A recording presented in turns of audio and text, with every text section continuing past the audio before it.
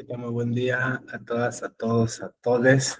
Mi nombre es Omar Romero y el objetivo de esta grabación consiste en exponer los siguientes 3 tópicos. Número 1, relacionado con una tarea para la materia de argumentación jurídica dentro del Centro de Estudios Jurídicos Carbonell impartida por el maestro Filiberto Manrique, se expondrá la relación que existe desde la antigüedad hasta el presente, de una manera u otra, entre filosofía, retórica, lógica, verdad y argumentación. Esta interrelación que existe, insisto, desde la antigüedad hasta nuestros días, entre filosofía, ciencias del discurso, ciencias de la naturaleza humana, ciencias del comportamiento social, ciencias que tienen que ver con el discurrir lógico, ciencias del buen hablar, del bien decir, este aspecto, todas en clave aristotélica, se atribuye, digamos, todas estas, la autoría, la paternidad, usando estas categorías, Aristóteles, el padre de la lógica, Aristóteles, el padre de la retórica, Aristóteles, el padre de la filosofía, el maestro de los que saben, y un largo etcétera. Desde ese punto de vista se vuelve muy interesante esta primera premisa, este primer objetivo entonces estará encaminado a demostrar esta premisa que parte de la relación entre filosofía, retórica, lógica, ética y verdad. Esto como para cumplir el objetivo de la tarea asignada en esta materia ya mencionada. Derivado de lo anterior, como segundo tópico a tratar en este video, prácticamente es agradecer a la revista Abogacía, gracias a la publicación que tuvieron a bien hacer de uno de mis artículos, la importancia del desarrollo de habilidades filosóficas para abogados, prácticamente gracias a Mateo Mancilla Moya. En ese aspecto es muy interesante la edición de esta revista nacional e internacional, prácticamente Abogacía, es una revista muy prestigiosa. Tuvieron a publicar el fruto del trabajo de habilidades filosóficas 1, que fue un emprendimiento que el año pasado, junto con unos colegas investigadores, docentes y amigos del Centro de Estudios Jurídicos Carbonell y de la Universidad de Guadalajara, en específico de la maestría en bioética y del doctorado en Derechos Humanos del Centro Universitario de Tonalá, emprendimos precisamente dándonos cuenta de la necesidad de hablar de autores, en este caso autores de la filosofía contemporánea, la filosofía del derecho contemporánea, este argumento que Huberto Marrao o Huberto Magó, según se diga, según sea el caso, según sea el ritmo, según sea el modo, se habla acerca de los argumentos etóticos, que son argumentos eminentemente no deductivos, es decir, se invita a creer lo que otros creen como buenas razones. Lo que pasa, lo que nos dimos cuenta los colegas, prácticamente dialogando entre nuestra experiencia, nuestro intercambio de fuentes y de saberes, prácticamente fue el descubrir que en diversas comunidades epistémicas de México, en diversas universidades, tanto públicas como privadas, en distintos niveles, desde licenciatura hasta postdoctorados, se suele muy a menudo encontrar estas referencias a autores sin siquiera haberlos leído. Es que, no sé, Miguel Carbonell, Luigi Ferrajoli, Manuel Atienza, Dworkin, Robert Alexi dicen tal, pero nunca jamás se dicen qué pasaje, qué capítulo, en qué obra, qué traducción, en qué edición. Eso es muy interesante y nos dimos cuenta precisamente de ese fenómeno, por eso es que surgió este espacio de argumentación filosófica para abogados, un curso que tuve a bien impartir el año pasado por motivación, insisto, de algunos colegas y amigos del Centro de Estudios Jurídicos Carbonell y de la Universidad de Guadalajara, en específico del Centro Universitario de Tonalá, prácticamente para difundir el desarrollo de estas habilidades. En la entrega pasada hablamos de la hermenéutica biofilosófica, la hermenéutica filosófica específicamente del siglo XX, la segunda mitad del siglo XX, autores tales como Hans Georg Gadamer, Paul Ricoeur y Mauricio Beuchot, principalmente, entre otros, desde luego, acerca de esta habilidad de pensamiento, estas habilidades que vienen de la filosofía y que no necesariamente pertenecen a la filosofía, sino que también se pueden aplicar por analogía y extensión a otras ramas de las ciencias sociales, en este específico caso concreto, al maravilloso mundo del derecho. En ese sentido, fue la primera gran entrega, gracias a los colegas, gracias a quienes hicieron parte de esto y sobre todo pues, gracias a Abogacía, esta revista prestigiosa nacional e internacional. En ese sentido, el tercer tópico, después de agradecer, se anuncia, dicho sea de paso, la relación que existe entre lógica, retórica, argumentación, ética y verdad, a propósito de habilidades filosóficas 2, esta segunda entrega que estoy planeando con mi colega recién egresado de la maestría de argumentación jurídica, el maestro Andrés Felipe Lozoya del Rosal. Dicho sea de paso, fue mi maestro en el Centro de Estudios Jurídicos Carbón, un excelente jurista en materia de amparo. En ese sentido, ahora vamos a compartir cancha como pares en la impartición de este segundo taller, habilidades filosóficas para abogados 2, ¿no? Que empezaremos prácticamente a finales del mes de octubre. El próximo lunes 27 de octubre, para ser precisos, serán 6 sesiones, cada lunes empezando esta fecha. Lunes 27 de octubre, lunes 3 de noviembre, lunes 10 de noviembre, lunes 17 de noviembre, lunes 24 de diciembre, finalmente lunes 1 de diciembre. Así como en la anterior entrega fueron 6 sesiones, en esta serían igualmente 6 sesiones, solo que esta ocasión trataremos no la hermenéutica, sino el análisis crítico del discurso, inspirados en la obra de Teun Adrianus van Dyck, este lingüista interesantísimo, esta metodología de análisis que aplica por analogía de extensión a las ciencias sociales, no solo a la filosofía. En este caso la trataremos de aplicar al análisis de la filosofía del derecho, pensando sobre todo en la labor judicial, muy polémica en nuestros tiempos, en nuestro presente, la relación entre derechas y derechos, un tema muy polémico en nuestro presente, nos servirá, creo, de mucho echar mano del análisis crítico del discurso para comprender las complejas relaciones que en el presente se gestan en el mundo sociojurídico actual. Es muy interesante esta herramienta, y también echaremos mano, desde luego, otra herramienta discursiva que viene de la filosofía, de esta segunda o tercera ronda de la Escuela de Frankfurt. Pienso en específico caso concreto, la ética discursiva, desarrollada principalmente por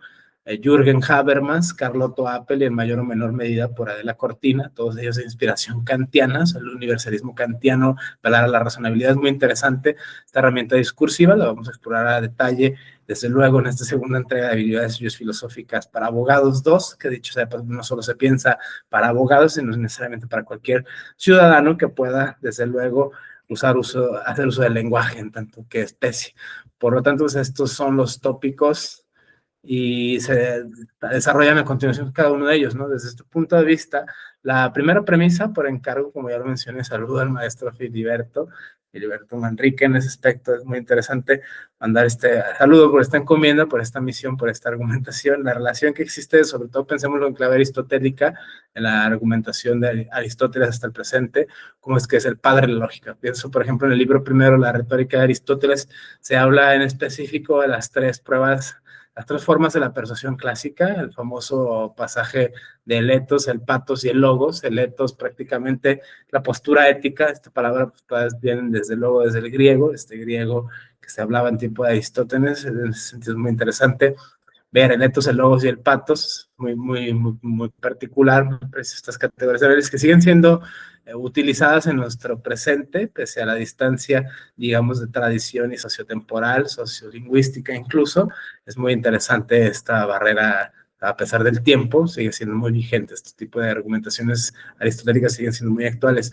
Ódialo, ámalo, pero no dejes de estudiarlo. Es Aristóteles, Hegel y otros tantos, Kant y demás, tienen esta misma característica, pero en este caso específico Aristóteles, el ethos prácticamente se refiere a la persona, o sea, el cargo social, el rol que ocupa en sociedad tal o cual persona, qué sé yo, el papa, el rabino, mi mamá, mi papá, o sea, mi jefe. En ese sentido es la carga patética, es una carga racional, no es una carga, perdón, irracional, no racional, prácticamente depende de la personalidad, ¿no? El imam, el rabino, el sacerdote, el iluminado, el enviado, el patrón, etcétera, etcétera, etcétera. La carga etótica recae en el rol que ostenta la persona, no en tanto lo que diga. Desde este punto de vista es eminentemente una argumentación no racional, que es una de las componentes, digamos, irracionales discursivas de las que reconoce Aristóteles en su retórica. Esto es muy antiguo y pues prácticamente es la primera. La segunda es prácticamente el pathos, que es la capacidad que tenemos de producir efectos en otros a través del uso del lenguaje articulado.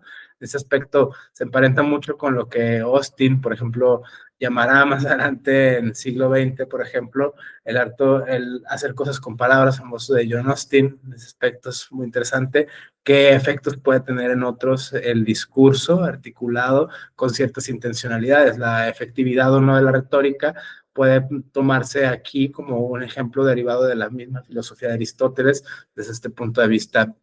es muy interesante esta segunda figura, la de las persuasiones que se enuncian, insisto, en el libro primero de la retórica de Aristóteles. Y finalmente, pero no menos importante, logos, que es prácticamente esta palabra polisémica, que si lo buscamos en griego, por ejemplo, es una palabra muy rica con muchos significados. Puede significar desde discurso, palabra, enunciado, hasta el Hijo del Hombre en clave cristiana, ¿no? En ese aspecto es el verbo, el logos, hecho carne, etcétera. Esta misma tradición que parte desde distintas axiologías, desde distintas formas de concebir la realidad. Pero volviendo a Aristóteles, el logos es prácticamente el razonamiento, el discurso articulado de forma lógica con ciertas reglas, las cuales, dicho sea de paso, pues, se atribuyen al mismo Estagirita como el padre fundador, sistematizador de la misma lógica, tal cual como la conocemos. Esta misma, digamos, herencia cultural de Occidente se mantiene casi inamovible hasta los finales del siglo XIX y hasta principios del siglo XX se empieza a repensar, a discutir. Desde ese punto de vista, el famoso giro de la filosofía analítica o la filosofía del lenguaje es un ejemplo tajante de esta premisa. Otros intentos, por ejemplo, lógicas no aristotélicas, lógicas polivalentes, lógicas que no necesariamente parten de los mismos principios de la lógica de Aristóteles, empezaron a hacer gracias al perfeccionamiento de la lógica matemática, de la matematización del lenguaje y del perfeccionamiento mismo de las ciencias del lenguaje. En ese sentido es muy interesante pensarlo todo en términos de evolución histórica, el maravilloso mundo de las ideas, en este caso aplicar estas habilidades de pensamiento que emanan de Aristóteles, precisamente la retórica, la lingüística, la lógica, la verdad, o sea, la verdad como correspondencia en el caso de Aristóteles también se da, corresponde el pensamiento con el lenguaje, o sea, prácticamente cuando se da una descripción verdadera con un suceso del mundo, se da lo que se llama la verdad como correspondencia, esta noción igualmente atribuida al Estagirita, a Aristóteles. En ese aspecto es muy interesante. Otro tópico también muy peculiar de la ética aristotélica y de la ética en general, análisis crítico del discurso, incluso de la ética discursiva de los autores que mencioné anteriormente, Habermas, Otto Appel y Adela Cortina. En ese aspecto es muy particular pensar la relación entre ética y discurso. ¿Cuál verdad, licenciado? ¿No? En ese aspecto dicen muchos en el maravilloso mundo del derecho, la verdad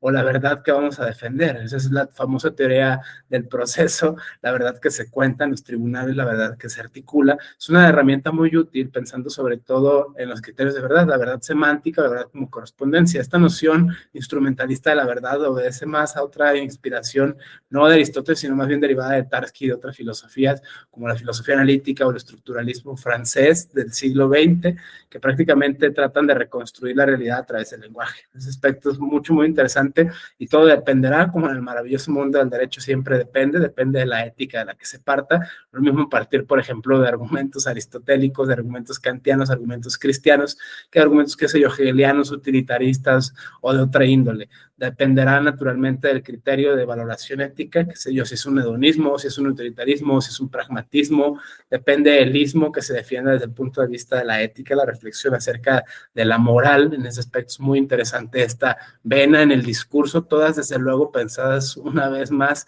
por el mismo Aristóteles, sistematizadas a su ritmo, a su forma, con las categorías que de una manera u otra han impreso la forma en la cual se piensa en Occidente. El maestro de los que saben, insisto, decía Dante Alighieri en el canto cuarto del infierno de la Divina Comedia, donde prácticamente aparece Aristóteles enunciado en ese poema. En ese sentido es muy interesante pensar esta relación que existe desde Aristóteles hasta nuestros días, la importancia entonces del desarrollo de las habilidades filosóficas para abogados, y no necesariamente solo para abogados, sino para cualquier ciudadano, para cualquier ser humano que se jacte de ser racional, como presupone precisamente el hombre político del cual hablaba Aristóteles, el animal político, el son politicón, a propósito de esta girita. Muy interesante la vigencia que tiene todo esto hasta nuestros días, la línea que se remonta a lo que llaman los hermeneutas, la tradición que parte desde el mismo Aristóteles hasta la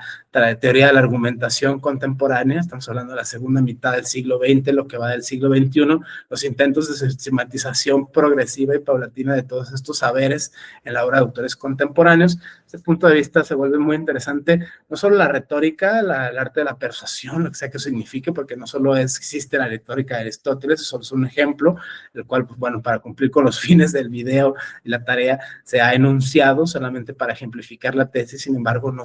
se agota, digamos, en Aristóteles, es uno de los pioneros, digamos, por no decir el padre, puede haber intentos antes, pero bueno, lo más sistematizado de su época, incluso hasta nuestros días, se encuentra desde luego una obra del mismo Aristóteles, en esta retórica fenomenal edición, o sea, no sé,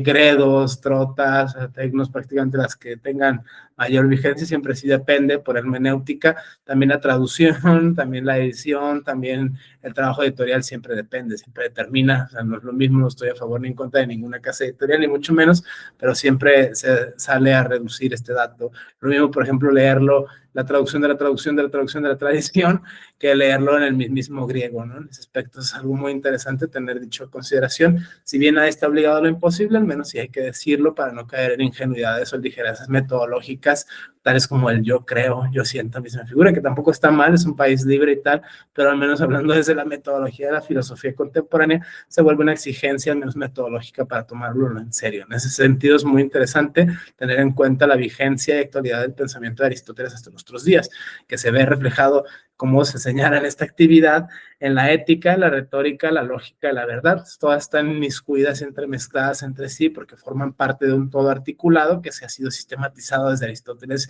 hasta nuestros días. Para criticarlo, para apoyarlo, para adularlo, incluso para odiarlo, nadie lo puede ignorar. Desde ese punto de vista es muy interesante, es muy vigente el pensamiento de Aristóteles, por eso esta premisa que parte no necesariamente solo de Aristóteles, sino también de otros muchos autores, pero bueno, tomando como ejercicio inicial esta necesidad de crear, insisto, argumentos y habilidades filosóficas para desmitificar muchas veces el uso que se hace de este tipo de conocimientos, solo es para duritos, solo es para unos cuantos, no, o sea, cualquier ser humano que se jacte de serlo y que pueda leer y escribir, puede desarrollar esas habilidades filosóficas para prácticamente cualquier fin que se le ocurra y que pueda ser útil, en este caso aplicado al sistema judicial, al sistema jurídico, ¿no? Por eso es que se perseguía, para que algo exista hay que nombrarlo, y la forma de nombrarlo fue pues habilidades filosóficas para abogados, pero desde luego se puede dar otro nombre. Entonces, en ese sentido, esa fue la apuesta inicial, encontrar entre la misma experiencia de los investigadores y los colegas las distintas formas en las cuales se manifiestan estos argumentos etóticos. Él dicen que decía que dijo, sin jamás nunca haber leído un libro de ese autor, sin jamás nunca haber cotejado las opiniones de esas otras personas, porque pues simplemente lo dijo esa otra autoridad. Es una falacia dentro de otra. En ese sentido, es muy divertido estar alerta siempre desde un punto de vista metodológico. Por eso la primera entrega de habilidades filosóficas para abogados se jugó con la hermenéutica. En esta segunda entrega, que empieza, insisto, el lunes 27 de diciembre, en la cual voy a compartir cancha con mi colega Andrés Felipe Lozoya del Rosal, recién egresado, dicho sea de paso, de la maestría en argumentación jurídica impartida bajo la tutela del doctor Juan Antonio García Amado. En ese aspecto es muy interesante este máster en argumentación. Precisamente se abordará el análisis crítico del discurso. Así como en la primera entrega se abordó la hermenéutica y autores como Ronald Dworkin, Miguel Carbonell, Luigi Ferrajoli, Manuel Atienza y Roberta Alexi, en esta segunda entrega se persigue exponer el análisis crítico del discurso y otra serie de autores y autoras en este sentido a propósito del mismo análisis crítico del discurso, porque sí depende de la forma en la cual se entremezclan distintas relaciones de poder. Por eso es que se recurrirá no solo al ACD, sino también a la ética discursiva de Adela Cortina, Jürgen Habermas y Carlotto Appel, los autores que para este fin se han seleccionado de acuerdo con las tendencias tan complicadas y las tan cambiantes del derecho, en ese sentido en nuestro país y en otros continentes incluso. Es muy interesante pensarlo a la luz de lo siguiente, ¿no? Se han seleccionado 5 autores y tres autores y 2 autoras prácticamente para poder abrir el abanico a ciertos otros mundos, otras voces derivados precisamente de los logros de los feminismos, las teorías queer y la teoría de género, el mundo del derecho. En ese sentido, los autores y las autoras que se enunciarán en esta segunda entrega de habilidades filosóficas para abogados son los siguientes. En primer lugar, el Tratado General de Filosofía del Derecho de Luis Recasens Siches, esto para prácticamente poner de manifiesto una tradición historiográfica y latinoamericanista del hacer filosofía del derecho. En ese aspecto pienso en debates más clásicos acerca de si existe o no una filosofía propia de América o si es siempre una copia inexacta, imperfecta, incluso absurda o abigarrada de la filosofía europea. Eso apesta a colonialismo y se ha escrito mares de tinta al respecto de defender o negar esta postura. Es muy interesante desde el punto de vista dialéctico, pero es lo que existe en la literatura filosófica de la segunda mitad del siglo XX y por analogía de extensión pasa a ser considerado como hermenéutica jurídica y como hermenéutica filosófica a la consideración de la filosofía general del derecho de Luis Recasens Siches. Es muy interesante esta tradición. En segundo lugar, a propósito de Juan Antonio García Amado, se expondrá grandes rasgos la argumentación contenida en su texto de argumentación jurídica,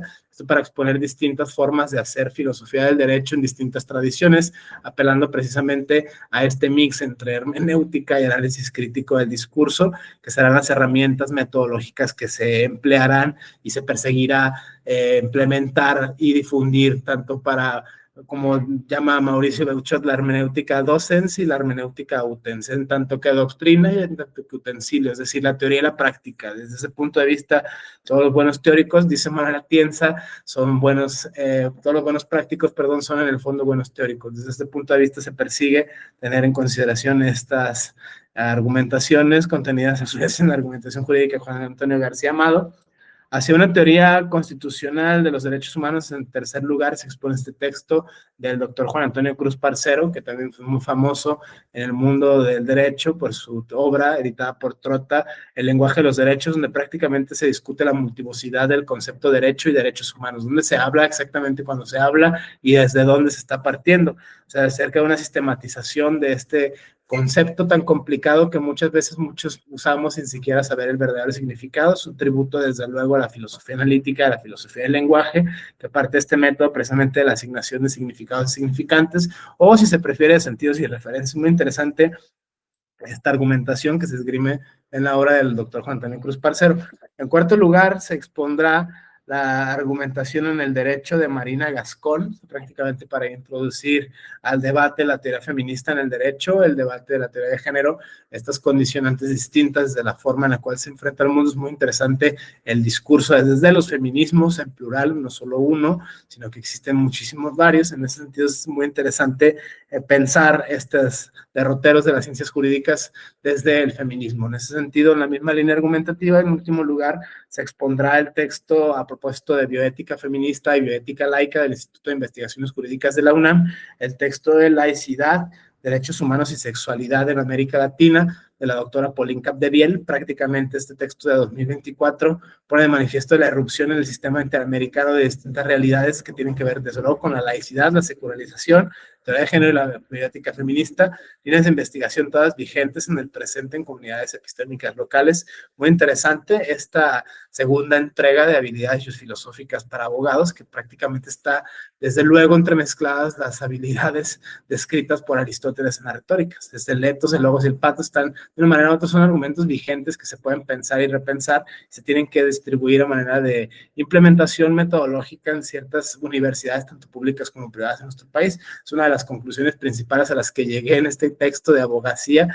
Tuvieron, insisto, a bien publicarme, gracias por ello, y prácticamente es la tesis que se defiende. Cualquier ser humano que pueda entender el lenguaje, puede entender ipso facto el lenguaje de los derechos, esta noción de Wittgenstein, los juegos del lenguaje, jugar el lenguaje jurídico, prácticamente cualquier ser humano que sea racional y que pueda jugar el lenguaje como lo hacemos todo el tiempo, puede desde luego apropiarse del lenguaje de los derechos y jugarlo en las sociedades en las cuales pertenecemos. O sea, no es algo para eruditos, no es algo, una mezcla rara, bigarrada entre el latín de los filosofastros y el abogañol de los leguleyos, sino prácticamente se trata de habilidades que cualquiera puede desarrollar, desde luego, como cualquier habilidad, con un poco de paciencia, práctica y constancia. Desde este punto de vista es la tesis que se sostiene y se invita desde luego a participar en esta segunda entrega que junto con mi colega Andrés Felipe Lozoya del Rosal voy a impartir a partir del lunes 27 de octubre, 6 sesiones. La del lunes 27 de octubre estarán todas ellas de 8:30 a 10 de la noche.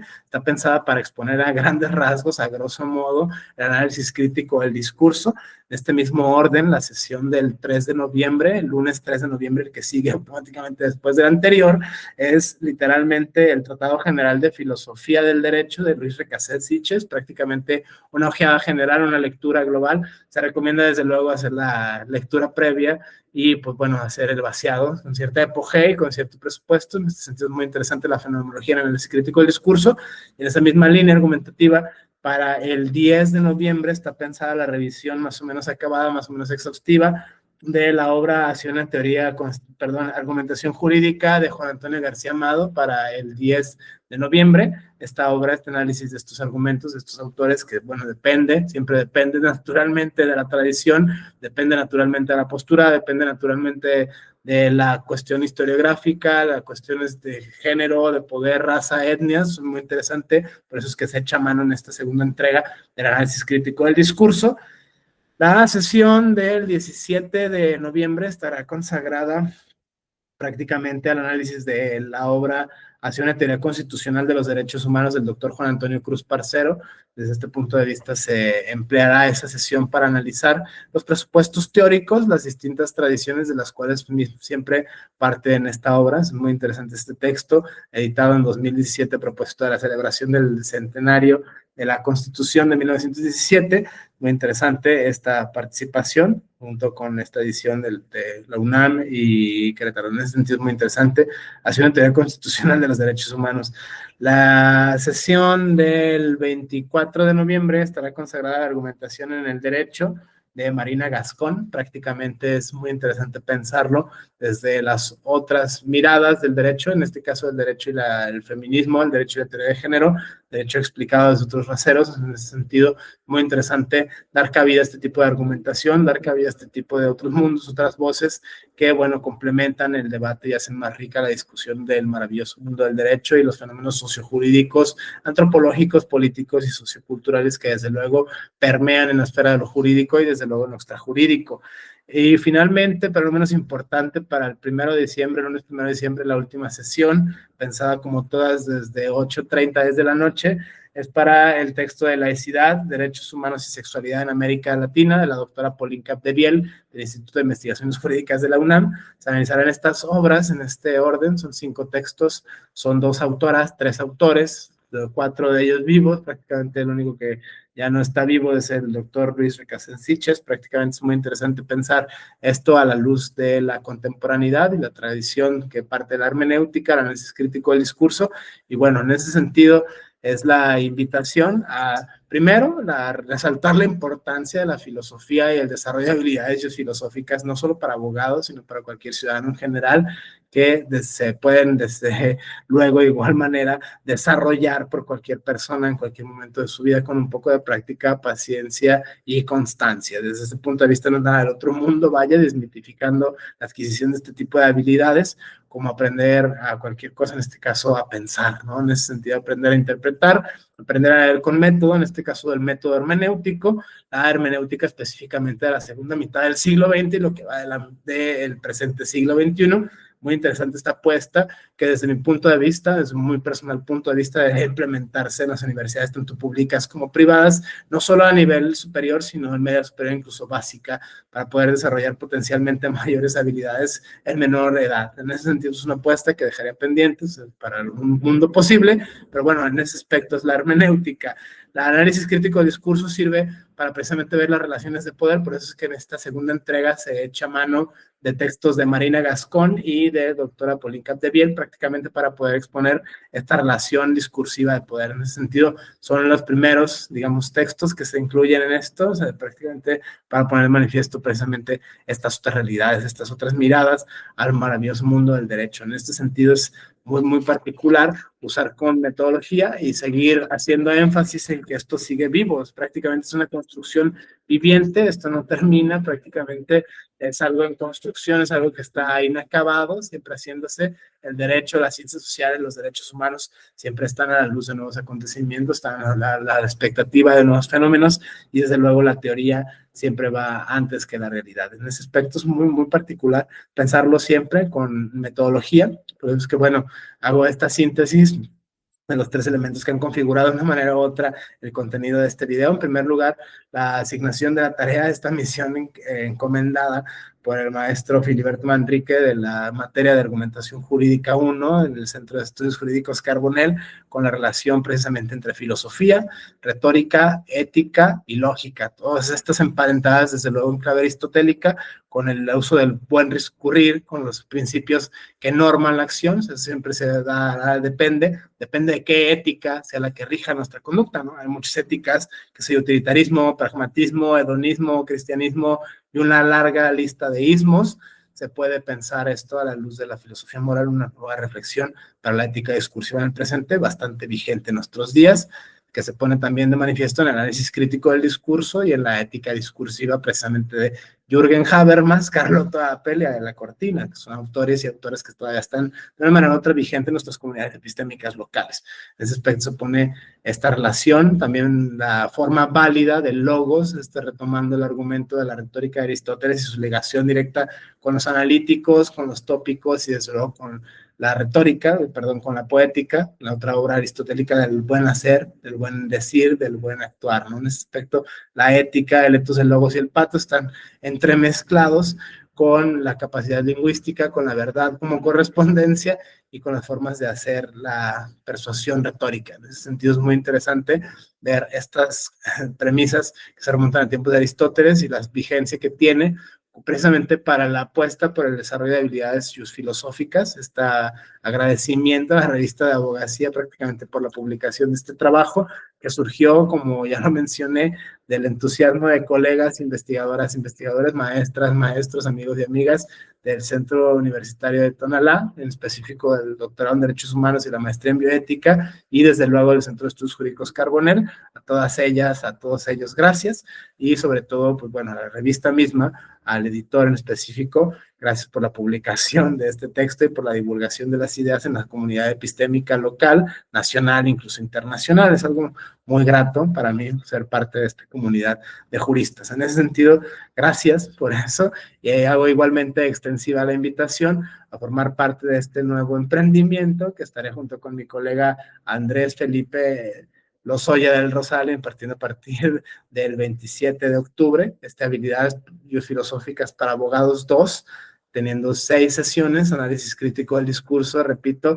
27 de octubre, la análisis de la obra de Luis Recalcet Siches el 3 de noviembre, el análisis de la obra de Juan Antonio García Amado el 10 de noviembre, el análisis de la obra de Juan Antonio Cruz Parcero el 17 de noviembre, el análisis de la obra de la doctora Marina Gascón el 24 de noviembre y finalmente el 1 de diciembre el análisis de la obra de la doctora Pauline Capdevielle, prácticamente para poner de manifiesto bajo el análisis crítico del discurso otros universos discursivos y otras herramientas de análisis para poder echar mano en nuestra actividad cotidiana como juristas, como investigadores, como académicos, donde quiera que nos encontramos como estudiantes, de una manera u otra del desarrollo de estas habilidades que se desean desde mi punto de vista que sean adquiridas por cualquier ciudadano en general, para poder comprender fenómenos tan complejos como las realidades sociojurídicas de las cuales actualmente nos enteramos en los medios de comunicación, para poder tener, digamos, un criterio más amplio y no depender en tiempos de la infodemia,